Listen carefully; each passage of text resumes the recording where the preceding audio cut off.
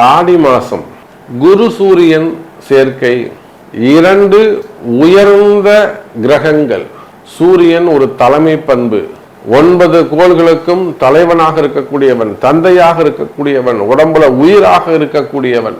அப்போ உயிர் சூரியன் சொன்னா ஜாதகன் குரு.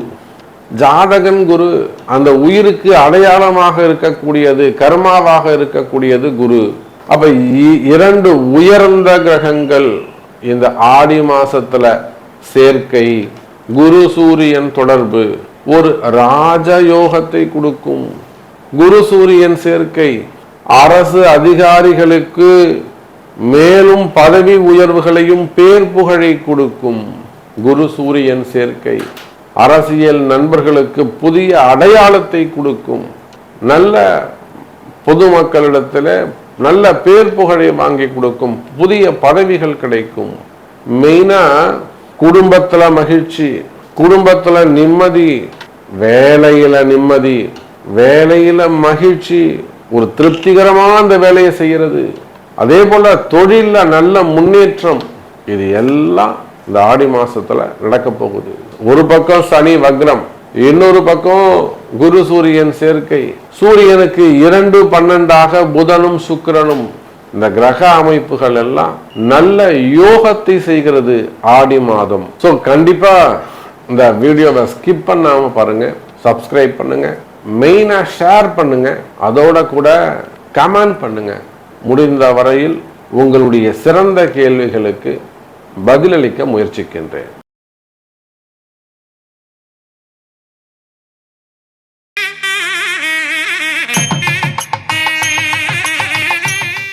வாக்கர்த்தா விவிசம்ருக்தௌ வாக்கர்த்தா பதிபக்தஜே ஜெகதப்பிதரோ வந்தே பார்வதி பரமேஸ்வரம்.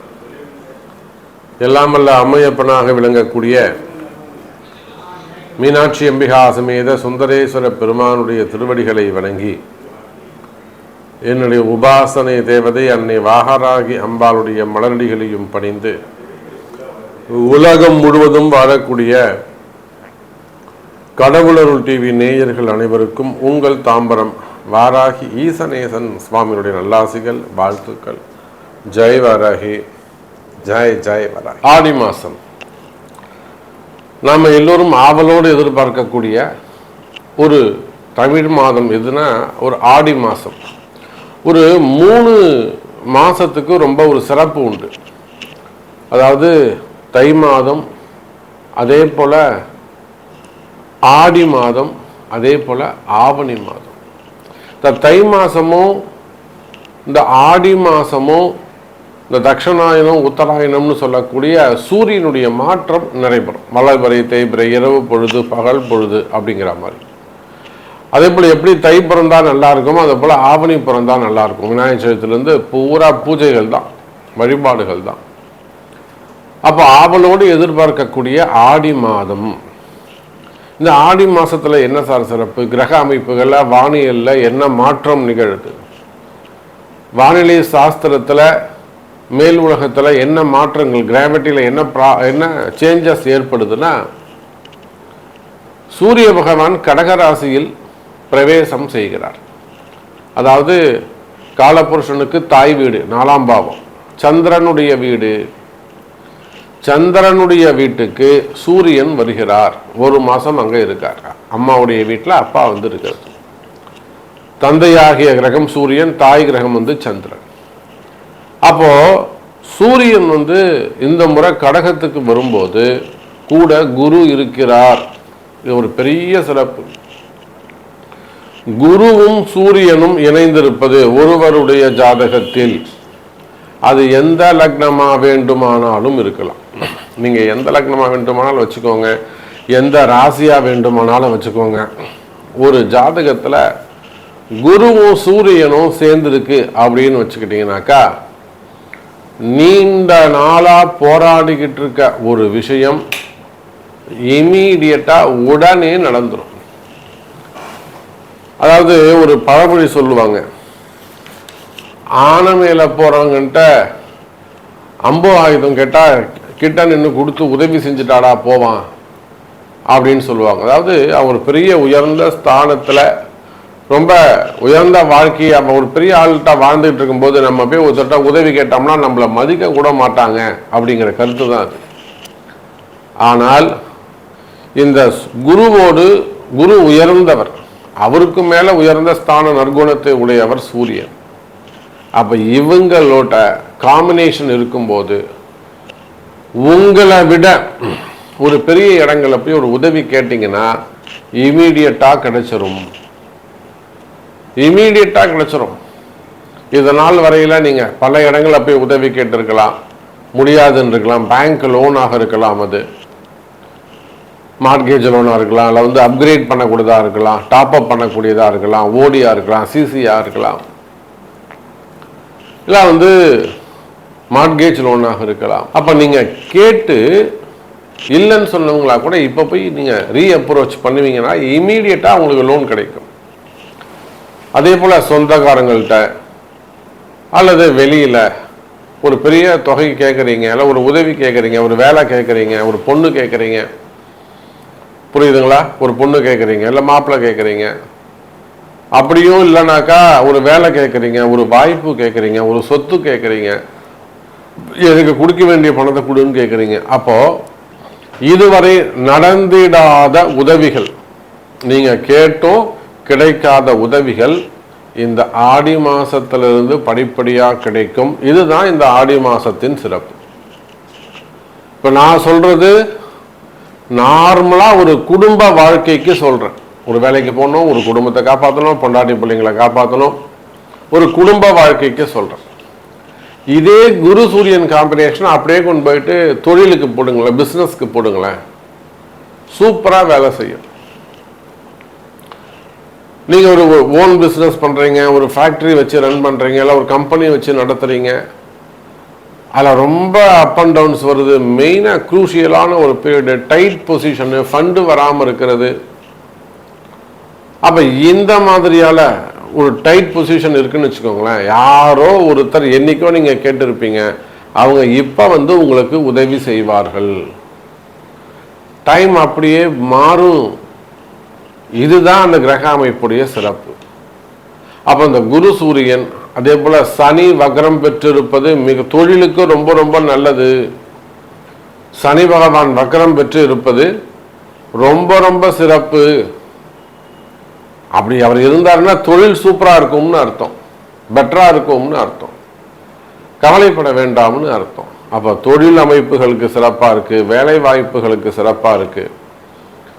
அப்போ உங்க ராசிக்கு நீங்க என்ன செய்தா ஜெயிக்கலாம், உங்க ராசிக்கு நீங்க எந்த மாதிரி முயற்சி எடுத்தால் வெற்றி பெறலாம் அப்படிங்கிறத முழு விபரமா பார்க்கலாம் வாருங்க. மிதுன ராசிக்கு ஆடி மாசம் ராசிக்கு 2ஆம் இடத்தில் சூரியன். சார், நான் எழுதி கொடுப்பேன் மிதுன ராசி என்பர்களே, உங்களுடைய கஷ்டங்கள் எல்லாம் இந்த ஆடி மாசத்தோடு காணாமல் போகும். இந்த ஆடி மாசம் பிறந்த உடனே மிதுனத்துக்கு என்ன சார் பிரச்சனை? தொழில் தான் சார் பிரச்சனை, வருமானம் தான் பிரச்சனை. நிறைய வெளிநாடுகளில் வசிக்கக்கூடிய அநேக மக்கள், குறிப்பா மலேசியாவில் இருக்கக்கூடியவங்க, சிங்கப்பூர்ல இருக்கக்கூடியவங்க, வளைகுடா நாடுகள், யுஏஇ கண்ட்ரிஸு, துபாய் அந்த மாதிரியான யுஏஇ கண்ட்ரிஸு, அரப் கண்ட்ரிஸு, அந்த நாடுகளில் வசிக்கக்கூடியவங்க, அதே போல் யுஎஸ் அமெரிக்காவில் வசிக்கக்கூடியவங்க, யூகேல வசிக்கக்கூடியவங்க, இவங்களுக்கு என்ன பிரச்சனை? மிதுன ராசிக்கு தொழில் தான் பிரச்சனை, வேலை தான் பிரச்சனை, வருமானம் தான் பிரச்சனை. சார், அதுதானுங்க முக்கியம். வருமானமும் வேலையும் தானே முக்கியம். அது இருந்தால் தானே நிம்மதி கிடைக்கும். இப்போ வேலை ஒழுங்காக இருந்து வருமானம் ஒழுங்காக இருந்ததுன்னா வீட்டில் நிம்மதி இருக்க போது.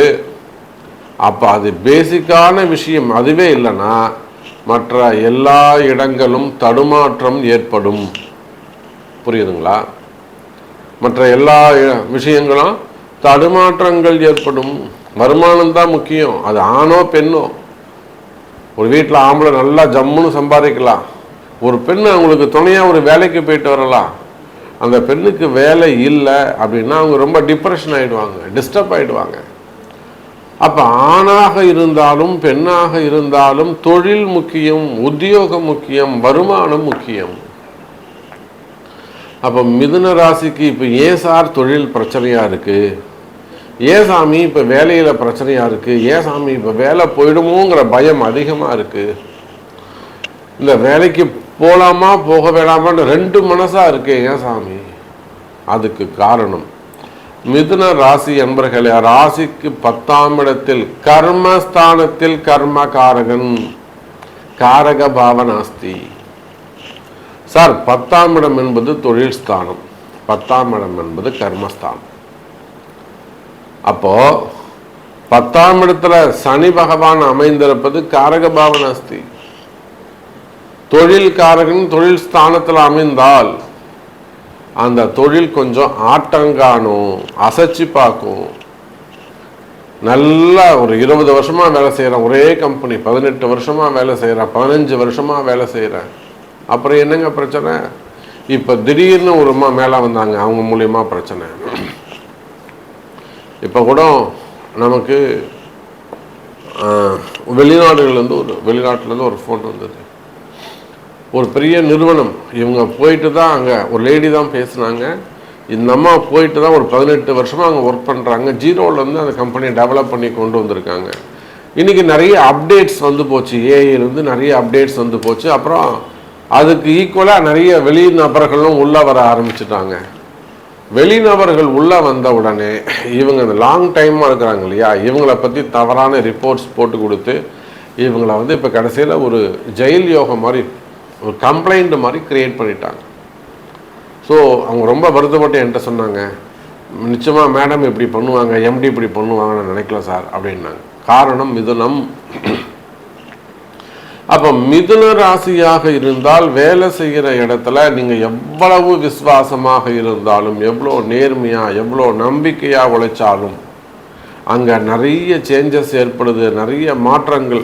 அதாவது அங்கே கிளப் பண்ணுறாங்க, இந்த சீட்டுக்கட்டை சுற்றுறது போல் அங்கே மாற்றி மாற்றி வச்சுக்கிட்டே இருக்காங்க, ஷஃபில் பண்ணுறாங்க. அதோட கூட அங்கே நிறைய நெருக்கடிகளை தருகிறார்கள். அப்போ இதை போல் தொழில் ஸ்தானத்தில் ஒரு கம்பெனி வச்சு நடத்துகிறீங்க, பிஸ்னஸ் நடத்துகிறீங்க, கொடுக்கல் வாங்கல் பிஸ்னஸ் பண்ணுறீங்க, ஷேர் மார்க்கெட்டு, ஸ்டாக் மார்க்கெட்டு, இந்த மிதுன ராசியில் தான் நிறைய அந்த ட்ரேடிங் செய்யக்கூடியவங்களாம் இருக்காங்க. ட்ரேடிங் செய்யக்கூடியவங்க அதிலும் குறிப்பாக இந்த கிரிப்டோ கரன்சி, அப்புறம் அதுக்கும் மேலே ஆன்லைன் பிஸ்னஸ்ஸு, டெவலப்பிங் பண்ணுறது, ஐடி ஃபீல்டு, ஐடி பிஸ்னஸ் பண்ணக்கூடியது, investment, start up business, share market, stock market, gold market, silver market. அப்போ இந்த மாதிரி எல்லாம் தொழில் செய்யக்கூடியவர்கள் இவங்க எல்லாருமே கஷ்டப்படுவீர்களே, ஆனால் உங்கள் எல்லாருக்கும் விமோச்சனம் உண்டு. சார் இது 10ஆம் இடத்து பாவகர்மா. தர்மம் செய்ய கர்மம் நீங்கும், தர்மம் செய்ய கர்மம் நீங்கும். இப்போ உங்கள் கர்மா நீங்க வேண்டும் என்று சொன்னால் தர்மம் செய்யுங்கள். மிதுன ராசி என்பர்களே, நல்லது நடக்கும் சீக்கிரம். அதே போல பாவம் செய்த பாவம் தீர தர்மம் செய்ய வேண்டும். இது என்ன சாமி புதுசாக இருக்கு? நாம் என்னதான் பரிகாரங்கள் செய்தாலும், எவ்வளோதான் நம்ம பரிகாரங்கள் செஞ்சாலுமே கூட, ஹோமங்கள் செய்வது, ஜபங்கள் செய்வது, மந்திர உச்சாரணம் செய்கிறது, கோவிலுக்கு போகிறது, தீபம் ஏற்றுவது, சுவாமிக்கு அபிஷேகம் பண்ணுறது, இது எல்லாத்தையும் தாண்டி தர்ம காரியங்கள், சாமிக்கு தேவையான சில விஷயங்களை வாங்கி கொடுக்கறது, திருப்பணிகள் செய்கிறது, அன்னதானம் செய்கிறது, நீங்கள் என்ன செய்யணும் அப்படிங்கிறத டிசைட் பண்ணுறது உங்களுடைய பிறப்பு ஜாதகம். எங்கே போய் செய்யணும், யாருக்கு செய்யணும், எந்த உறவு முறைக்கு செய்யணும், இதெல்லாம் தாந்திரீக பரிகார முறைகள். அதே போல நிறைய குடும்பங்கள்ல பார்த்தீங்கன்னாக்கா இப்போ குடும்ப கஷ்டங்கள், மெயினாக கணவன் மனைவி பிரச்சனை. மனைவி ரொம்ப அஃபெக்ஷனாக இருப்பாங்க, கணவன் உதாசீனமாக இருப்பார், கண்டுக்கவே மதிக்கவே மாட்டார். சில இடங்கள்ல வந்து ஆண்கள் அப்படியே உருகி உருகி பார்ப்பாங்க, பொண்டாட்டி பொண்டாட்டின்னு. அந்த அம்மா கண்டுக்கவே மாட்டாங்க, அம்மா வீட்டில் போய் உட்காந்துப்பாங்க. கணவனை மதிக்க மாட்டாங்க, மாமியார் அம்மா வீட்டில் போய் உட்காந்துட்டு சட்டம் போடுவாங்க. நீ தனியாக வந்துறியா, நீ அங்கே மாடிக்கு போகக்கூடாது, கீழே தான் இருக்கணும், நீ இங்கே தான் இருக்கணும், சட்டம் போடுவோம், ரூல் போடுவாங்க. அதுக்கு அந்த அம்மாவுடைய அம்மா மாமியார் அது ஒரு ஆட்டம் போடும். அப்ப சில இடங்கள்ல பெண்கள், சில இடங்கள்ல ஆண்கள் பாதிக்கப்படுறாங்க. அதே போல நிறைய உறவு முறைகள் உயிரை கொடுத்து பழகுவாங்க, நம்பிக்கையா இருப்பாங்க, வீட்டுக்கு தெரியாம வெளியில தெரியாம ரகசிய உறவுகள், அதெல்லாம் டக்கு டக்கு டக்குன்னு கட் ஆகும். அதுல வரக்கூடிய கஷ்ட நஷ்டங்கள் அல்லது திருமணம் ஆகாம இருக்கிறது அல்லது செகண்ட் மேரேஜஸ் ஆகாம இருக்கிறது எல்லாம் நிறைய கொடுமைகள். மேரேஜ் ஆகாம இருக்கிறது, மேரேஜுக்கான முதல் திருமணம், இரண்டாவது திருமண தடைகள், குழந்தை பாக்கியம், மெயினா குழந்தை பாக்கியம். கல்யாணம் 6 வருஷமாவது 8 வருஷமாவது இன்னும் கல்யாணம் குழந்தை பிறக்கல. அப்ப இந்த மாதிரியான கஷ்டங்கள் இருக்குமே, ஆனால் இதுக்கெல்லாம் அந்த தாந்திரிக பரிகாரங்கள் கை கொடுக்கும். அப்ப இது எல்லாத்துக்குமே ஒரே சொல்யூஷன், உங்களுடைய பர்த் சார்ட், பிறப்பு ஜாதகம் பேசும். இப்போ இந்த ஆடி மாசத்துல நல்லது, நல்ல மாதம், நல்ல கிரக அமைப்பு பிறந்திருக்குது. ஸோ உங்க ஒவ்வொரு ராசிக்கும் எப்போ இந்த செய்தி உங்களுக்கு நீங்க கேட்குறீங்களோ அப்பவே உங்களுக்கு நல்ல நேரம் பிறந்துருச்சுன்னு அர்த்தம். இதுதான் ஒரு சிம்டம்ஸ், இதுதான் ஒரு அடையாளம். கவலை வேண்டாம், நல்லதே நடக்கும், நல்லதே நடக்கும் என்பதை சொல்லிக்கொண்டு மீண்டும் ஒரு அற்புதமான பதிவில் உங்களை சந்திக்கிறேன். நன்றி, நமச்சிவாயம். ஜெய் வராகி, ஜெய் ஜெய் வராகி. கடவுள் அருள் டிவியை பார்த்தமைக்க நன்றிகள். மேலும் இது போன்ற தகவல்களை தெரிந்து கொள்ள கடவுள் அருள் டிவியை சப்ஸ்கிரைப் செய்யுங்கள். மறக்காமல் பெல் ஐக்கானை கிளிக் செய்யுங்கள்.